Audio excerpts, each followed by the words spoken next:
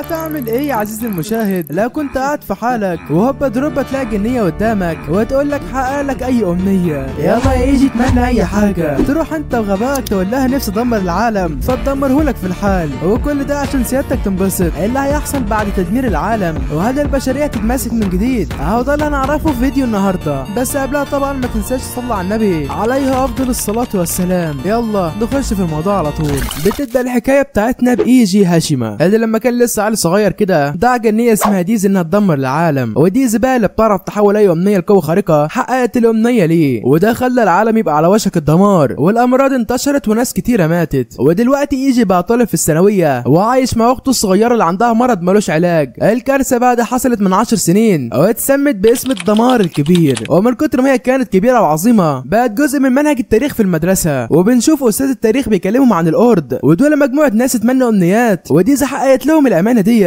وادتهم قوه خارقه. والعالم فاكر بقى ان واحد من الأورد هو اللي عمل الكارثه دي، بس محدش يعرف مين هو. ويجي بيتاثر بالكلام ده وبيسيب الحصه وبيمشي، وده لانه لسه حاسس بالذنب عن اللي حصل من 10 سنين، وكان حاسس بعدم الامان لان العالم كله بيكره الأورد وبيشوفوهم ناس اشرار ومرعبين. وفي يوم من الايام ديزي بتيجي تزوره وبتسالها هو ليه مش بيستخدم قوته الخارقه وده ما انه كائن خارق. فهنا يجي بيقول لها ان هو مش عاوز يدمر العالم تاني علشان كده رافض يستخدم قوته، بس ديزي بتقول له ان هو فاكر غلط وانه في الحقيقه ما تمناش دمار العالم زي ما هو فاكر. والكلام ده بيخليه يتلخبط تماما ومش فاهم اذا كان دمر العالم ولا ما دمروش. وديزي كمان بتختفي وتسيبه وهو محتار، بس بتحاول تحفزه انه يستخدم قوته الغامضه دي التاني. وبرغم كده يجي كان لسه شايف ان هو السبب في الكارثه اللي حصلت، وبيشرح انه اتمنى بس القوه الخارقه دي لانه كان عايز يبقى زي شخصيه كرتونيه اسمها الرينجر الشرير اللي بيحارب من اجل السيطره على العالم. المهم بعدها بيروح يزور اخته اللي اسمها سينا في المستشفى وبتسال عن حياته في المدرسه، وده لانها عمرها ما راحت مدرسه قبل كده. وهنا يجي بيحس باحساسها وبيوعدها انها تروح للمدرسه لما تتحسن، ومع ان هما الاتنين عارفين ان هو بيديها امل كذاب وانه ممكن ما يحصلش. وعلشان يجي يغير الموضوع بيشغل التلفزيون وبيشوف تقرير عن أورد جديد اتفضح، وسينا بتساله وقتها لو انت جات لك الفرصه انك انت تبقى أورد نفسك تتمنى ايه؟ فهنا يجي بيقول لها ان امنيته الوحيده دلوقتي هي ان اخته تبقى كويسه، ولكن سينا بتقول له انها نفسها في امنيه تانية وهي ان يجي واهلهم اللي ماتوا يتجمعوا كلهم تاني ويعيشوا مع بعض للابد. وتاني يوم في المدرسه بنت جديده اسمها كرين رين بتنضم للفصل كطالبه محوله، وبعد المدرسه رين بتلاقي يجي واقف قدام بيته وبتقول له انها سكنت في الدور اللي فوق وان مفتاح شقتها مش شغال، فبتطلب منه يتصل بحد يجي يفتح الشقه. ويجي بيصدق كلامها وده لان البنت شكلها مزه جامد. ودي بقى يا صديقي اكبر غلطه لان البنت بسرعه بتطلع صاع كهربي وبتصعقه بيه وبتخليه يغمى عليه. شفت بقى صاحب ان عشق النسوان بيجيبها احزان. المهم لما بيفوق بيلاقيها واقفه فوقه بسيف وبتكشف عن نفسها انها قاتله مبعوثه من ناس عرف ان هو الأورد اللي دمر العالم. ورين بتقول انها تعذبه لحد ما يموت وبتلومه على موت اهلها اللي اتحرقوا في النار وقت الكارثه، وهي بتطعنه. يجي بيفعل قوته الخارقه من غير ما يقصد والسيف بيتحرك لوحده وبيطعن رين في بطنها، ويجي ما بيكونش مصدق انه قتل حد تاني فبيخاف وبيجري من البيت وبيفضل يلوم نفسه. وفي الوقت ده الوحده اللي كانت رين فيها بتبدا تتحرك عشان تقبض على ايجي اللي وقتها هو بيكون راح للمستشفى وده علشان يشوف سينا، بس بيلاقي المستشفى فاضيه. ورين بتيجي مع الجنود وبتكشف ان هي خطفت سينا بس عشان تستفزه، وهنا هي بتطعنها في ظهرها وبتقول ان هو لو عايز ينقذ اخته يجي المبنى القديم. وساعتها بقى يجي بيخرج عن شعوره بيضرب كل الجنود وبيفقد الوعي لما بيفوق. وديزي بتظهر هناك وبتقول ان رين كمان أورد وان عندها قوه تجدد قويه جدا لدرجه انها شبه خالده. واما بخصوص ديزي فبتقول انها جت هنا بس علشان تشوف هو بيستخدم قوته من تاني وتتاكد ان قوته مش هتخرج عن السيطره، وده زي ما حصل من 10 سنين فاتوا. وديزي بتقلل شويه من قوه ايجي وبتشجعه تاني ان هو يستخدمها عشان ينقذ اخته. والكلام ده بيخلي ايجي يفكر ويفتكر ان امنيته كانت بس انه يحكم العالم ويحقق السلام، وده بالظبط زي بطله الكرتوني اللي هو الرينجر الشرير. ولما بيفهم ان هو ما اتمناش دمار العالم فعلا بيبطل يحس بالذنب شويه وبيروح لمكان رين بكل ثقه، وبعد ما خلص على كل اللي معاها بيجبرها انها تعالج سينا. وبنعرف ان قوته الخارقه هو انه يفرض ارادته على كل حاجه حواليه، وبيفعل يجي المجال بتاعه اللي فيه كل الناس والحاجات بتخضع ليه، وبينادي على الوحش بتاعه كمان اللي بيحط رين تحت سيطرته وبيجبرها تطيعه، وبيكون حاططها تحت تعويذه تخليها تفضل جوه مجاله طول عمرها وما تقدرش تاذيه هو او حتى تاذي اخته. وبعد ما بقى مسيطر عليها يجي بيعلن ان هو يصنع عالم سينا تعرف تعيش فيه بسعاده. ورين برغم انها كانت بتقاوم بتكتشف انها مش قادره تهاجمه وفي الاخر بتضطر تستسلم. ويجي بيحاول يطبطب عليها وبيقول لها انها في يوم من الايام هتلاقي السلام وهتعمل صحاب وممكن تحب وتتجوز كمان. رين بتعترض بشده وبتقول انها عمرها ما هتتجوز، والحوار ده بيضايقها. وهنا ايجي بيفعل عن طريق الخطأ قوته وبيقول ان هو اللي هيتجوزها، وده بيخلي رين تبدا تحس بمشاعر ناحيته، وهو بيبادلها نفس المشاعر، ومع انها بتحضنه بس بتوعد انها تقتله في يوم من الايام. وبعد كده بيظهر فران القائد بتاع رين واللي هو كمان اورد، وبيستخدم قوته اللي بتوقف الزمن وبيشيل حركه ايجي في لحظه قبل ما حتى يتحرك، وبياخده بعدها لمكان سري جوه منشأة تبع المنظمه، وبيربطوا رابطه مستشفى المجانين عشان يمنعوا من الحركه. بس الغريب رين بترجع تاني وبتحرره من كل القيود، وبتكشف له انهم دلوقتي تحت مبنى حكومي في منشأة سريه، وبتشرح له انها شالت كل الحرس وانها بتساعده بس لانه مسيطر عليها، بس بتوضح له كمان انها لو لقيت فرصه هتقتله هو واخته، وهما بيهربوا من خلال فتحه التهويه. رين بتحاول تأذيه من غير ما تهاجمه مباشره، وده عن طريق انها تضرب نار جوه الفتحه وتخلي الرصاصه ترد تاني وتصيبه، بس الخطه بتفشل والرصاصه بتصيبها هي، ومع انها نجت بفضل قدرتها على التجدد لكن بتفضل مصره على خطتها وبتعمل خطه تانية وبتقوده في طريق خطر جدا في ماسوره زلقه بتوصل للناحيه التانية، وكل هدفها دلوقتي ان هو يقع ويموت، بس هي اللي بتقع في الاخر وبترجع تاني، وبتلاقي ايجي مستنيها هو مش عارف يخرج من المكان، وبالرغم من فشلها بتخطط تاني لقتله وبتاخده للمنطقه 15، ودي فيها ممر مليان فخاخ اتصممت تمنع اي حد من دخول المنشأة الداخليه. ورين كانت متوقعه انه هيفعل واحده من الفخاخ ويموت، بس كالعاده الفخ بيشتغل عليها هي، وبعدها بيوصلوا للدور الاخير من المنشأة تحت الارض، وبيلاقوا قدامهم طريقين، واحد بيودي للمخرج والتاني بيودي للمكتب الحكومي. فهنا ايجي ما يقدرش يخرج من غير اخته، فبيختار ان هو يروح المكتب لانه عارف ان فران محتاج السينة هناك، ورين بتحاول تقنعه يسيب اخته بس هو بيرفض وبيكون مصر ان هو ينقذها، وده بالرغم ان هم مش بيكونوا اخوات من الدم. فهنا ايجي بيشرح ان ابوه اتجوز واحده بنتها كانت على كرسي متحرك، وفي الاول ما كانش مهتم بيها، بس سينا خلته يعتبرها اخته فعلا، لكن امنيته ان هو يتحكم في العالم خربت كل حاجه وضيعت السلام اللي ما بينهم، ولحد دلوقتي سينا مش عارفه ان هو القرد الشرير، ويجي بيلوم رين وجماعته، وده لانهم ما سابوهاش تموت بسلام. هو بيكشف انها فاضل لها 6 شهور بس وتموت، وده كان بسبب مرضها، وهو اصلا كان ناوي يخبي عليها الخبر دوت لحد ما تتكل على الله وتموت. المهم يجي بيتحرك للمكتب ومجموعه من العساكر بتحاول توقفه بس قوته بتبطلهم كلهم، وساعتها رين بتفهم الوضع وبتقرر تساعده في انقاذ اخته، وبتقول له معلومات مهمه عن قدرات فيران، وفيران بيقدر يوقف الزمن ل3 اهداف بس في نفس الوقت. فهنا يجي ورين بعدها بيتحركوا على طول ناحيه مركز المنشأة اللي فيران مستني فيه وصولهم، ورين على طول بترمي 3 قنابل على فيران، وده عشان تجبره يستخدم قدرته على الوقت ويستهلك ال3 فرص، بس فيران بكل بساطه بيمسك القنابل دول بيرميهم على الارض وكان ناوي يفجر المكان كله، ويجي بيجري على القنابل عشان يمنعهم من الانفجار، وفيران بيستغل الفرصه وبيحاول يسيطر عليه من تاني، بس قبل ما حد يوصل للقنابل الراجل مقنع بيظهر فجأة وبيستخدم قوته اللي اسمها الخرفان النائمه، وده عشان يمنع القنابل من الانفجار، والراجل المقنع بيطلب من الكل يهدى، وبعدها بيظهر عدد من القرد التنانين وهم قاده كبار في المنظمه وبيحاصروا ايجي من كل اتجاه، وراجل لابس حجاب بيقرب من ايجي وبيقول له انه خلاص دلوقتي نجح في الاختبار، والباقيين بيبداوا يسقفوا، وايجي مش فاهم اللي هم فجأة كده بقى كلهم وديدين وبيقدموا نفسهم كالاتي: اول واحد فوا ونوركامي وهيراغي واي، وبعدها لورين ونهارا وسوكو ومينا وكونو وسندان وهيراغي. وهنا بنشوفه بيقرب من ايجي وبيقول له انهم عمرهم ما كانوا ناويين يؤذوه، وبيوروا له ان قوه فران اللي بتوقف الزمن حاليا بتمنع مرض سينا من التقدم. هيراغي بيشرح اكتر وبيقول انهم فعلا بعتوا رين تتجسس عليه، بس هي خرجت عن اوامرهم وهجمتك بسبب حقدها الشخصي، وعلشان كده هي دلوقتي هيتقبض عليه وهتتعاقب. المهم بعد كده هيراغي بدأ يشرح لايجي عن العمليات السريه اللي بتعملها القرد من بعد الكارثه الكبيره. اليابان كدوله فشلت بعد الدمار، والامم المتحده استلمت الحكم هناك وعملت حكومه مؤقته بيقودها القرد، ومن ساعتها القرد اللي ظهروا بعد الكارثه الكبيره بقى هم القاده الجدد للعالم، وعلشان كده هم ما عندهمش كره تجاه ايجي وعاوزينه يساعدهم في السيطره على العالم، وبيكتشفوا له ان القسم بتاعهم اعلن ان هو بقى دوله مستقله، وبيعرفوا كمان انه عشان يفضل عايش لازم يبقى ملك القرد هو والدميه اللي بيستخدموها، وده عشان يغزو العالم، ولان هيراغي قال ان هو ممكن يلاقي حد يقدر يعالج اخته، فعلشان كده ايجي بيوافق، ولكن علشان يتاكد ان مفيش حد هيخونه بيحطهم كلهم تحت سيطرته، وبيوافق يعلن الحرب على العالم. وبعد ما الدوله الجديده اللي اسسها ايجي اللي كان بالمناسبه اسمها كوشو اعلنت الحرب، الاخبار انتشرت في كل حته وصورته اتذاعت لكل الناس، والناس كلها بدات تكرهه علشان دمر السلام اللي كانوا عايشين فيه. واما سينا كانت متجمده في الزمن، وايجي بيفهم ان هو واخته ممكن يستفيدوا من الحرب دي لو قدروا بس يصنعوا عالم خاص بالقرد، وبيقول لهيراغي ان هو يساعدهم يحققوا هدفهم، ودوت مقابل ان هم يلاقوا علاج لسينا. ومن الناحيه الثانيه رين كانت محبوسه في زنزانه صغيره وبارده، ولكن لحسن حظها ايجي بقى الزعيم دلوقتي وبيطلعها من الحبس، وبيروح بعدها يحضر اول اجتماع رسمي مع بقيه القرد، وهناك كونو بتشرح الخطه الجايه وهي السيطره على مدينه ياماغوتشي اللي بيحكمها قائد عنده قدره انه يحول الناس لصخر، وايجي مش مهتم بالحرب اصلا، كان كل اللي يهمه انه يلاقي حد يعالج الامراض اللي ملهاش علاج ويعرف يعالج اخته. وبعد كده في الحرب هم بعتوا له الخطوط الاماميه علشان يحارب مستخدم التحجر في ياماجوتشي، وايجي بيقول لهم ان المفروض هم اللي يروحوا بداله، وان مفيش جيش بيبعت الملك في الصفوف الاولى، بس محدش بيوافقوا، وكونه بتوضح له ان هو مش ملكهم وهو بس عباره عن حته دميه بيتحركوا بيها، ولو عايز اخته تعيش يبقى لازم ينفذ اوامرهم. وايجي مش مصدق ان هم بيلعبوا بيه كده، مع انه اصلا مستخدم قدرته على السيطره وخلى المكان كله تحت سيطرته، بس هم برضه مش بيسمعوا كلامه، وده بيخليه يفتكر ان السبب ان هم مش شايفينه قوي كفايه، وده عشان يخضعوا ليه. وبعدها رئيس وزراء اليابان بيتواصل مع مجموعه ايجي علشان يحاولوا يوصلوا لحل، والمكالمه دي بتتذاع على الهوا لكل الناس، وكونه باعتبارها العقل المدبر بتقعد جنب ايجي وبتتكلم نيابه عنه قدام رئيس الوزراء، وبتدعي ان ايجي هو السبب في الانقلاب، وانهم كلهم بيتبعوا له انه سيطر عليهم بقوته، وطبعا ده عكس الحقيقه تماما. ورئيس الوزراء كان شاكك ان ال10 قرد دول كانوا بيستخدموا الولد دوت ككبش فدا، وعلشان يتاكد ان هم فعلا تحت سيطرته الجلاد بدا يقتل واحد ورا التاني من عائلات ال10 قرد دول قدام كل الشعب. وايجي بيترجى رئيس الوزراء ان هو يوقف الاجرام ده، ولكن رئيس الوزراء بيرفض وبيقول ان السلام ما بقاش خيار. ولما الجلاد بيجي يقتل اخو كونو الصغير قدامها، كونو بتبدا تنهار، وايجي بيتدخل عشان يحميها من الفضيحه، وبيبدا يضرب نار على كل اعضاء ال10 القرد، وبيوضح للناس انهم رهائن، بس الناس اللي مش شايفينه هو ان ايجي وقف الرصاص قبل ما يدخل جسمهم وانقذهم من غير ما حد يحس. وبعد ما وقع ال10 قرد دول رين بتيجي هناك، فعلى طول ايجي بيقوم قاتلها بجد. يلا بقى مش مشكله، هي كده كده خالده. وبعد كل دوت بينهي المكالمه، ورئيس الوزراء اقتنع تماما ان ايجي هو الوحيد المسؤول عن الانقلاب. وبعد كده بكام يوم بدات غزو ياماجوتشي، وايجي ورين هم اللي كانوا بيقودوا العمليه دي، وكانوا معاهم فرقه مسلحه. ايجي بيقول لرين ان هو فعلا ناوي يسيطر على مدينه ياماجوتشي، علشان كده الباقي من القرد ال10 يعترفوا بقوته، وساعتها اكيد هيساعدوه في انهم يدوروا ليه على علاج لسينا. رين شايفه ان خطته غبيه وبتقول له انها مش هتساعده، فعلشان كده بيضطر يستخدم قوته عليها، وبيجبرها تساعده غصب عنها، وبيربطها بشرط انها تبلغ فورا لو قابلت اقوى تهديد هناك واللي هو اسمه وحش الصخر. المهم وهم ماشيين في نفق كده عشان يدخلوا ياماجوتشي، السقف بيبدا ينهار فجاه، والفرقه اللي كانت معاهم بتجري وبتنسحب، وفي اللحظه دي واحده من القاده واللي اسمها ايو بتظهر، وبتستخدم قدرتها على التنبؤ، وبتعرف تحدد ليهم الطريق المثالي للهروب. ايجي ورين بيتبعوا تعليماتها وفعلا بيهربوا من النفق بنجاح، وايو بتنصحه ما يقربش من وحش الصخر، وبتقول ان هو مش هيقدر يكسبه. ووقت ما رين بتتشتت بلعبه محشوه، ايو بتاخد ايجي لمكان تاني من غير ما تشرح له اي حاجه، وهو بيبص على ودنها اللي بترقص وبيكون بيحاول يلمسها، وهي لما بتحس بحركته ايو بتنط بعيد وبتقول ان هو ما يقربش من ودنها علشان لو لمسها هتبقى حامل، وهي مش هتقول يا لهوي، ده هتقول الف مبروك، ما علينا يعني. المهم هي بتعرفه وبتقول ان هو لو لمسها هتفقد قدرتها على التنبؤ، وايجي بيقول لها خلاص مش هلمسها يا ستي، ولكن كان من جواه نفسه يعمل كده. المهم بعدها رين بترجع فرحانه، مش علشان جابت اللعبه بل لانها انجزت مهمتها وجابت وحش صخر لايجي زي ما وعدته. وايجي بيحاول يسيطر على وحش الصخر، ولكن للاسف ما بيعرفش لان لازم يسيطر على القرد اللي بيتحكم فيه، فعلشان كده بيضطر يستخبى هو وايو في كهف. بيطلب من ايو تساعده انه يلاقي القرد اللي بيتحكم في وحش الصخر، ولكنها فجاه بتنهار وبتقع على الارض، وايجي تلقائيا بيمسك ودانها عشان يمنعها من الوقوع، وده بيخليها تبقى حامل فورا. ولان الست الحامل مش هتنفع في الحرب، ايجي بيبعدها عن ساحه المعركه عشان يحميها. وفي نفس الوقت رين بتحاول تنقذ بنت صغيره، وبتلاقي نفسها قدام تيرارا حاكمه ياماجوتشي واللي بتتحكم في وحش الصخر. وعند ايجي ايوه بتقول له انها مش بس حامل، دي خلاص هتولد، يعني الف مبروك يا معلم. ايجي بيحاول يتواصل مع القياده عشان يطلب المساعده، بس جهاز الاتصال مش شغال، وتيرارا كانت بالفعل شاكه ان ايجي عنده قدره بيسيطر بيها فعليا على كل حاجه جوه مجاله. واما دلوقتي هي اتاكدت لان رين مش قادره تخرج من مجاله، وتيرارا بتقول لرين ان الامم المتحده هتضرب ياماجوتشي بقنبله نوويه، وده عشان توقف ايجي، وبتقترح ان هم يتحدوا مع بعض ويقتلوا ايجي قبل ما الضربه تحصل. وايجي بيعرف عن التهديد النووي من ايو، بس هو دلوقتي عنده مشكله اكبر وهو الطفل اللي جوه ايو، فهنا بياخدها على المستشفى، والممرضه بتهنيه ان هو هيبقى اب. وهنا ايجي بيدرك فجاه ان ما عملش حاجه، بس الطفل اللي جواه هو ابنه. وايو بتقول له يسيبها ويروح يتصرف مع القنبله، ولكن هو بيرفض، وده لانه مش هيعرف يسيب امه وابنه كده. واما رين بتقرر ان هي مش هتتعاون مع تيرارا، وده لسببين، اولا كده هي مش فارقه معاها المدينه تتحرق، وثانيا هي عايزه تنتقم من ايجي من غير مساعده وبنفسها. وبنرجع لعند ايجي اللي بيطلع فوق برج الاتصالات وبيكلم رين، ولما بيعرف انها قابلت تيرارا بيامرها تهزمها، فهنا رين بتهاجم فورا، وبتنسى ان تيرارا عندها قدره التحجر وبتحولها لتمثال. وتيرارا بتبلغ الامم المتحده عن مكان ايجي، وده باستخدام اشارات الهواء من جهازه، فبيطلقوا صاروخ نووي من غواصه سريه، والصاروخ بيطير بسرعه ناحيه ايجي، وكون وسونو بتسال هيراغي نعمل ايه. هيراغي بيقول لها مش فارق سواء ايجي عاش او مات، وبيأمرها يسحب الجنود من ياماجوتشي. وتيرارا بتروح المستشفى مع وحش صغير كده وبتهاجم ايجي وايو، وايجي بيعمل حاجز هوائي يحمي نفسه هو وهي. وسكان ياماجوتشي مش فاهمين ليه حكمتهم بتهاجمهم، فبيسالها بيقول لها انت بتهاجمينا ليه، وهي بتقول لهم ان ايجي هدفها، وبتكشف ان هو سبب في الكارثه الكبيره، والناس اللي فقدوا اهاليهم بسبب الكارثه بيتحولوا ضده وبيحدفوه بالحجاره. حتى الممرضه اللي بركت له بتطلع فقدت ابنها بسببه، وبتقوم طعناه في ظهره، وده اللي بيخليه يحس ان هو عمره ما يتحب من حد بسبب ذنوبه. وفي الوقت ده سندان الأرض العاشر بيروح لمكان رين وبيقول لها ان هو جاسوس الامم المتحده، وكان بيدي تيرارا معلومات سريه عن الارض. وفي الناحيه الثانيه تيرارا بتنزل وهي مفكره ان ايجي اتصفى، ولكنه بيطلع سليم وبيفاجئ الكل وبيسيطر عليهم كلهم حتى تيرارا، وبيأمرهم يتعاونوا معاه عشان ما يموتوش. المهم قبل ما الصاروخ يوصل ب3 دقايق ايجي بيأمر وحش الصخر يشيله لفوق، ولما الصاروخ بيبقى قدامه بيأمر الجاذبيه تقلل سرعته وبيمسكه قبل ما يخبط الارض. وفي اللحظه دي نوركامي ولورين اللي هم اعضاء من الارض بينطوا من الطياره، ونوركامي بيستخدم قوته ارتاما بيضرب الصاروخ وبيخليه يتبخر، وبيبان ان نوركامي هو اقوى واحد فيهم كلهم، وبيوضح انهم هجوم يساعدوا ايجي، وده عشان قائدهم هيراغي لسه شايف ان ايجي اداه مفيده ليهم. وايجي بيعرف من تيرارا ان في صاروخ تاني في الطريق، فبيقول للناس يهربوا، وبيقول بصوت عالي ان هو مش عايز حد تاني يموت بسببه، ولكن تيرارا بتعتبر كلامه نفاق، وبتقول ان هو اللي عمل الكارثه وقتل ناس كتير، وحتى اللي نجي منهم بيعيش دلوقتي في حزن على عائلاتهم اللي خسروها، وهي بتتحرق من جواها بنار الانتقام، وبتؤمر الوحش الصخر يسحقه. بس نوركامي ولورين بيتدخلوا بيساعدوا ايجي، وبيشكروه لانه ضحى بنفسه وبقى الشرير اللي قدام العالم كله عشان ينقذ عائلتهم. وبكلامهم ده ايجي بيتشجع وبيقف يمنع الصاروخ التاني، والحمد لله بينقذ الناس من الحجاره، وبيمنع الصاروخ انه ما يسكتش. وتيرارا بتبدا تصدق ان هو مش شرير، وبتساعده هي كمان، وبتستخدم وحش الصخر عشان يساعدوه يوقف الصاروخ. وبعدها بنشوف سندان بتنقل نفسها هي ورين لمكانهم، ورين باستخدام قدرتها على التجدد بتعرف تصلح وحش الصخر تاني، ومع تعاون الكل نوركامي بيضرب الصاروخ تاني بيخليه يتبخر وبيعرف يحمي المدينه. وفي نفس الوقت هيراغي بيتواصل مع قاده الامم المتحده المحليين، وبيقترح عليهم صفقه، وانه هو اللي هيقول لهم الحقيقه الكامله لو وقفوا هجوم على ياماجوتشي. وسندان بيرجع لهيراغي، وبنعرف ان هو كان عميل مزدوج من البدايه، وان كل اللي عمله هو انه خدع الامم المتحده ووجه انتباههم ناحيه ايجي، واللي كان مجرد طعم صغير. والهدف الحقيقي بتاع هيراغي كان واحده اسمها تاراما هيكاري، بنت صغيره عندها قدره تبطل مفعول القنابل النوويه، ودلوقتي هي بقى تحت سيطرتهم، يعني كده مفيش اي خطر تاني من الامم المتحده. وديزل الجنيه كانت بتتكلم مع راجل غامض عن اللي حصل، وبيتمنوا ان العالم يبقى زي جنينه ورد جميله. والورد العشرة بيرتاحوا في الينابيع الساخنه بتاعه ياماجوتشي، وده بعد ما خلصت مهمتهم وبقى عندهم مدينتين تحت سيطرتهم، وكل ده بفضل ايجي. وايوه كمان ما بقتش حامل. بص هو انا مش عارف هو اللي حصل هنا، فاحنا ممكن نتجنبه لغايه ما نعرف.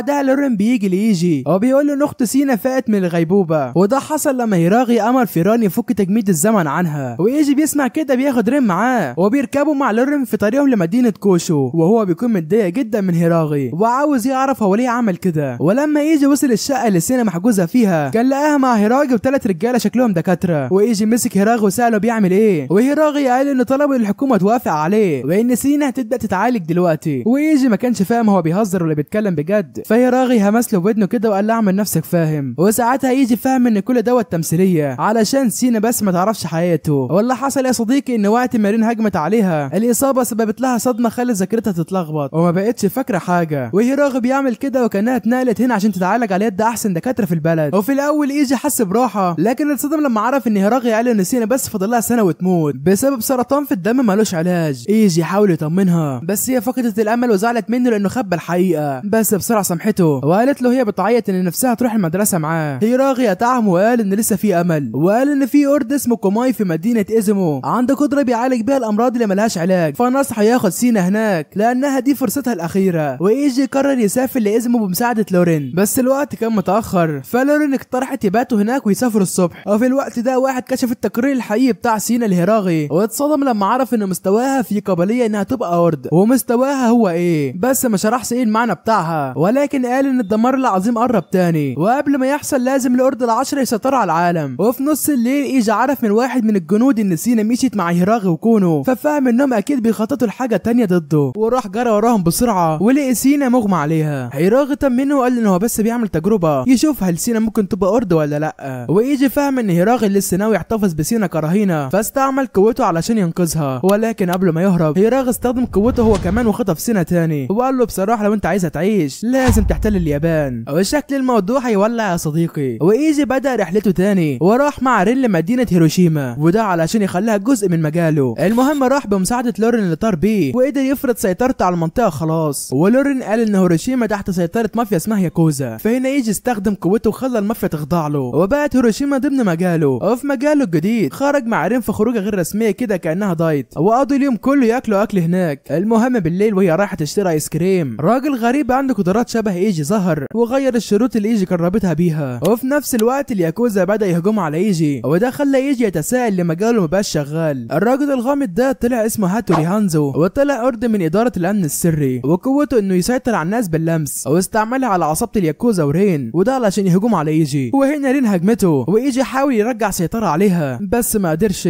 علشان كانت لابسة سماعة ومش سامعاه. رين قطعت له ايده اليمين عشان تمنعه يستخدم قوته وخلاص هتقتله، ولكن في اللحظة الأخيرة نوركامو واي وصلوا عشان ينقذوه، بس رين هزمتهم هما الاتنين. وفي آخر محاولة يائسة ايجي خد حجر ورماه على هانزو بسرعة الطلقة وعرف يخترق جسمه، وده عشان تقنيته تبطل ويرجع رين لوعيها. ولكن هانزو كشف ان هو مجرد أداة بيتم التحكم فيها، والعدو الحقيقي هو اللي بيستخدم قوة ظلامية عشان يلتهم ايجي. وقبل ما ينجح في كده هيراغي ظهر بمساعدة سوندان واستخدم قوته، وده علشان يحول الواقع لحال الكذبة، وعرف يحرر ايجي وشفاه، وكمان انقذ نوركامو وايو. وهيراغي ضرب هانزو وخلاه يهرب، ولكن هانزو اخد رين معاه، والمفاجأة انها راحت معاه برغبتها. وايجي كده كان واقف مصدوم ومش عارف اللي بيحصل، وهو بيصرخ وبيقول ان هو عايز تفسير. وساعتها الجنية ديزي ظهرت وقالت ان الراجل اللي ورا كل حاجة هو ابوه الحقيقي، واللي بالمناسبة اسمه هاشيما جيناي. ايجي ما صدقهاش، وده عشان كان فاكر ان ابوه مات من 10 سنين وقت الكارثة. ولكن ديزي بصت له وقالت له ان رين وهانزو رايحين على ايزمو، وايزمو معروف انها ارض الحكام القديمة، وما كانش مسموح لايجي يروح هناك غير لو ايو راحت معاه، وده علشان تراقبه. فبدأوا الرحلة سوا على ايزمو، وايو كانت شايفة ايجي قلقان جدا، فاستعملت قدرتها وتنبأت له بالمستقبل، واللي قادهم لمكان كوماي، وده الأرض اللي بيشاء انه عنده قدرة على الشفاء، وكان موجود في اطراف ايزمو. المهم وهم رايحين ايو كانت فرحانة جدا انها لوحدها مع ايجي، ووقت ما بقت حامل بالنبوءة كانت شايفة قد ايه ايجي وقف على رجله وتحمل المسؤولية، وكانت فجأة هتمسك ايده عشان تعبر عن مشاعرها، ولكنه فجأة قال لها انه اسف، وده لانها مضطرة تمشي معاه، ولو رين كانت موجودة كان راح معاها مكانها. وهنا ايو فهمت ان طول الوقت ايجي كان بيفكر في رين، وحاولت تعترف له، لكنه سبقها واعتذر ان خلاها حامل، ووعدها انه عمره ما هيلمس ودنها تاني، وده خلاها تحزن جدا. واللي انا فهمت يا صديقي انها لسه حامل. المهم انهم وصلوا لمكانهم وعرفوا يتبعوا اثار الاقدام لحد ما دخلوا نفق، وفجأة النفق ده بدأ ينهار، فايجي شال ايو بسرعة واتزحلق بيها جوه النفق عشان ما يتفرموش. وهي استخدمت قدرتها في التنبؤ علشان تدله على الطريق الصح، ولكن لانها كانت عاوزة تقعد مع ايجي الوقت اطول ادت اتجاهات غلط وخلتهم يقعوا على منحدر كده ويغرقوا في المية. بس الحمد لله ايجي قدر ينقذها، وعملوا نار بعدها علشان ينشفوا هدومهم. وايجي اعتذر تاني عن المشاكل اللي سببها، وبدأ يتكلم عن رين، وده اللي عصب ايو جدا لدرجة انها قالت لي بص عليها هي وبس، وقالت انها عايزة قلبه يبقى ليها. ايو اعترفت ليه بمشاعرها، ولكن ايجي قبل ما يرد اتحاصروا بناس كتير جدا، واللي كانت قدامهم واحدة قدمت نفسها باسم كاهنة ايزمو او كوماي. كوماي بدأت تزعل لايجي وقالت ان هو غبي لانه مش واخد باله من مشاعر ايو، وبدأت تتخيل حاجات محرجة عنهم خلتهم يتكسفوا جدا. المهم ايو ترجت كوماي تساعدهم، وهي وافقت بس بشرط لو قدر يغلبوها في الكورة هي هتساعدهم وقتها. وللتوضيح قصد كوماي انهم يسرقوا منها الكورة من غير ما ايجي يستخدم قوته. المهم ايجي وافق واستخدم قوته في انه يطير في الهواء ويتجه ناحيتها، ولكن هي بسرعة نطت بعيد عنه، وبعدها قالت لهم انها تقدر تستدعي الحكام القدماء، وده بيخليها شبه خارقة، ولان الناس بتدعي لهم عشان الشفاء والخصوبة فهي كمان تعرف تحقق الحاجات دي. ايجي ساعتها استوعب ان الست ديت ممكن فعلا تعرف تعالج سينا. المهم اللعبة بدأت من تاني، وكوماي كانت بتمرر الكورة بينها وبين الخدم بتوعها، وايجي وقتها كان بيحاول ياخد الكورة، وايو كان بتوجهه بتنبؤاتها، بس للاسف كوماي كانت سريعة جدا. وبعد شوية لعب ايجي وقع على حجر، وايو حطت راسه على رجليها وبدأت تمسح العرق من وشه، وده خلاه يعترف ان هو مش متعود الناس تحبه. وحتى مرة واحدة بنت عزمته عندها، ولكن هو سابها ومشي، ورجع اتفرج على قناة وايت انمي ويحط اللايك بتاعه. المهم ان ايو قالت له انه دايما حاسس بعدم الثقة، ولكنها وعدته انها مش هتمشي زي رين، وانهم هينقذوا سينا سوا، ومسكوا ايد بعض وكملوا اللعبة. والمرة دي كان عندهم خطة احسن، وايو استخدمت صوابعها علشان تدي تعليمات بسرعة من غير ما كوماي تسمعهم. المهم في مكان تاني رين كانت متضايقة جدا، وده لان ايجي ما كانش بيحاول يدور عليها، وهنا هانزو كان واخدها بيعرفها على منظمته واللي كانت قسم الامن العام السادس. وهنا بنرجع للكهف تاني، وايجي قرر يستخدم النسخة الخاصة بيه، وده علشان يطارد الكورة، وده اللي فاجأ كوماي جدا، لكنها فضلت واثقة انها تكسب. بس ايجي كان عامل لها خطة تمويه علشان هو واي ياخدوا الكورة بنفسهم. المهم بعدها كوماي اعترفت بهزيمتها، ولكن قبل ما يكملوا كلامهم واحد اسمه فومي وصل، وده هو حارس ايزمو، وكان عضو في منظمة القسم السادس، وكان راكب على لوح ركوب الامواج. وهنا بنشوفه هو بيستخدم قدرته في التحكم في الميه وهجم عليهم بتسونامي، كلهم اتسحبوا جوه الميه، ولكن ايجي استخدم قوته وخلق فقاعه تحميهم. بس الوضع لسه مش في صالحهم، وده لانهم بيتقاتلوا تحت الميه ضد واحد بيتحكم في الميه اساسا. وكوماي نصحته يعملوا حاجه عمرهم ما عملوها قبل كده، وهو انهم يوحدوا امانيهم وقواهم. بس ايجي اقترح انهم ينسحبوا وهو لوحده هيوقف فومي، ولكن ايه اقنعته انهم يجربوا، وفعلا دمجوا قوتهم، والدمج ده خلاهم يقدروا يتنبأوا بحركات فومي ويغيروا اتجاهها بضغط الهواء. وبعدها ايجي امر سرب من السماء كده يهجم على فومي، وبالفعل عرف يوقعوه، ودي في الحقيقه طريقه فعاله قوي لمحاربه شخص متحكم في الميه. المهم سحبوا فومي للبر ومسكوه وحاولوا يستجوبوه، بس فومي ضحك وقال لهم ديزي ظهرت، وشرح لهم ان ديزي في الحقيقه برنامج معمول لتحقيق الامنيات. فومي امر ديزي توصلهم بباقي اعضاء القسم 6، وبالفعل ظهر هولوجرام في رين وهانزو. وبعدها هانزو امر واحد فيهم يهاجم باستخدام سيف بيفتح ابعاد وقطع فومي وكوماي نصين. المهم في المقر هيراغي كان بيهش في الصبار بتاعه وباصص في صوره ايجي، ولما وصل له خبر موت كوماي ما فرقش معاه، وبارك لايجي على انه احتل اسمه بخسائر قليله. وايجي طلب من هيراغي يرجع كوماي للحياه باستخدام قوته، بس هيراغي قال الوقت خلاص فات. بعدها على طول امره يرجع للقاعده، وهنا ايجي رفض وقال ان هو لسه محتاج يسيطر على اليابان ويدور كمان على علاج لسينا، ولكن سوندان قال له يلتزم بالاوامر وبس. ولو مش خدوا بالهم ابو ايجي جيناي ممكن يسبب كارثه تانية قريب، واللي بيحصل ده خلى ايجي يتلخبط اكتر، وطلب منهم يشرحوا له اللي هيمشي. وقتها هيراغي بدا يحكي وقال ان هو من 11 سنه كان باحث في الوكاله بتاعه جيناي واللي كانت تبع الحكومه. حتى وقتها جيناي كان دايما بيمدح في هيراغي وده على اهتمامه بصبرته، والباحثين التانيين كانوا غيرانين من قرب هيراغي من المدير، فكسروا له الجردل اللي بيحط فيه الزرع، وجيناي جه ساعده واداه حاجه مكان الجردل. وبدا يتكلموا عن بحث جيناي في تكنولوجيا جديده ودي بتستخدم اراده البشر وتحولها لطاقه، وقدروا حتى يساعدوا واحده مشلوله تمشي تاني. ومدح جيناي ليه كان حاجه كبيره جدا لهيراغي لدرجه ان هو كرس حياته كلها ليه. ولكن جيناي استخدم التكنولوجيا دي وخلق برنامج يحقق الامنيات وسماه نظام المعلومات المتاحه للرغبات، او بالاسم التاني المعروف بديزي. وديزي اتثبت في العالم وبدات تحقق امان الناس، وكان من ضمنهم ايجي اللي امنيته سببت الكارثه العظيمه. وهيراغي ساعتها حس بالخيانه، ومن ساعتها بيعمل كل حاجه علشان يمنع ايجي انه يقع في ايد جيناي. وطبعا ايجي ما قدرش يتقبل ان ابوه هو اللي عمل كل ده، وحاول ساعتها يهرب، بس الباقيين وقفوه وقالوا له ان جيناي اتسلل اصلا لمقر الامم المتحده، وان هدف المنظمه الحقيقي دلوقتي هو السيطره على العالم، وده قبل ما جيناي يوصل قبلهم ويخربها. وفي مقر القسم السادس هانزو بيقول لرين ان العمليه الجايه هتبقى جوه مقر العدو نفسه. ومن الناحيه الثانيه ايجي ما كانش مستوعب كل اللي كان سمعه، لسه ما كانش قادر يصدق ان ابوه كان عايش، وبدا يشك ان ذكرياته مزيفه. بعدين افتكر ان يعرف حد ممكن يعرف الحقيقه دي، فنادى على ديزي وفعلا ظهرت، بس قبل ما يسالها ديزي قطعته وقالت له ان رين عايزه تكلمه، وعملت له صوره هولوجرام لرين. المهم في مقر القسم السادس هانزو كان بيقود العمليه واستخدم سيف الابعاد وفتح بوابه تحت الارض عند مقر ايجي، وبعت ماميرو وده كان واحد من الاعضاء وكان بيتسلل لجوه. وكانت الخطه انهم يخطفوا سينا، وماميرو استخدم قدرته واستدعى قوته، ولحسن الحظ هيراغي عرف ان في اختراق للمقر وبدا ينسق للدفاع. وايجي ورين وديزي ظهروا، وهانزو استخدم ديزي عشان يسخن من هيراغي. ولما هيراغي عرف ان هدفهم سينا امر كل الارض اللي في القاعده يحموها، واول واحد وقف في طريق ماميرو كان فوق، وهو حاول يمنعه لكن ماميرو نط من فوقه.